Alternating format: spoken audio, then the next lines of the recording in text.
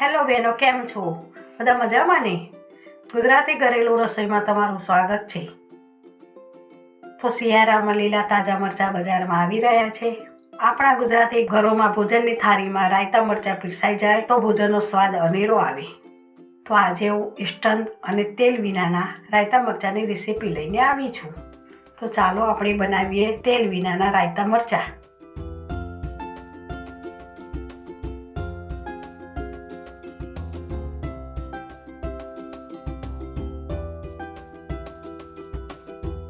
અહીંયા મેં લીલા તાજા મરચાં લીધા છે, રાઈના કોરિયા લીધા છે, લીંબુનો રસ, મીઠું, હળદર અને લીંબુના ટુકડા લીધા છે.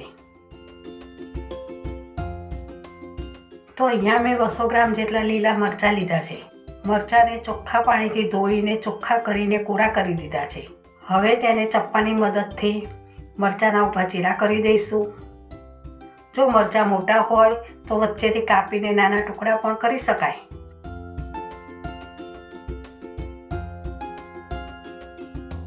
બધા મરચાંને આવી રીતે કાપીને તૈયાર કરી દઈશું.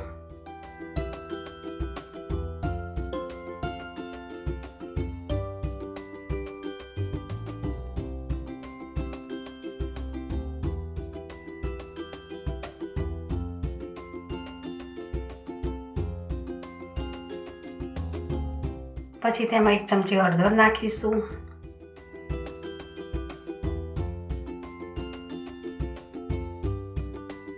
1 ચમચી મીઠું નાખીશું.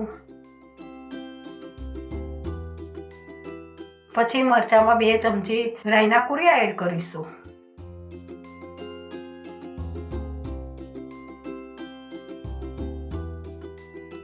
પછી તેમાં થોડો લીંબુનો રસ નાખીશું ને મેં 4 લીંબુના ટુકડા નાખીશું.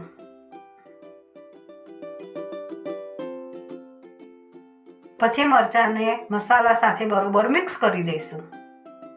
લીંબુના ટુકડા એડ કરવાથી રાયતા મરચાં લાંબો સમય સુધી સારા રહે અને ખાવામાં ખટમીઠો સ્વાદ આવે. આ રાયતા મરચાંને 15 દિવસ સુધી તમે ફ્રીજમાં સ્ટોર કરી શકો છો. જો તમે મારી આ રીતથી બનાવશો તો તમને વારંવાર બનાવવાનું મન થશે.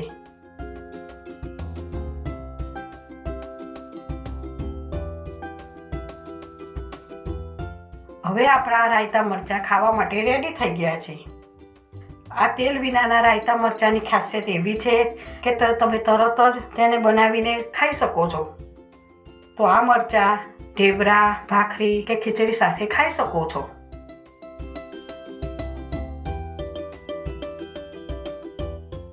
જો તમને મારા રાયતા મરચાંની રેસીપી ગમી હોય તો મારા વિડીયોને લાઈક કરજો અને મારી ચેનલને સબસ્ક્રાઈબ કરવાનું ના ભૂલતા. જય શ્રી કૃષ્ણ.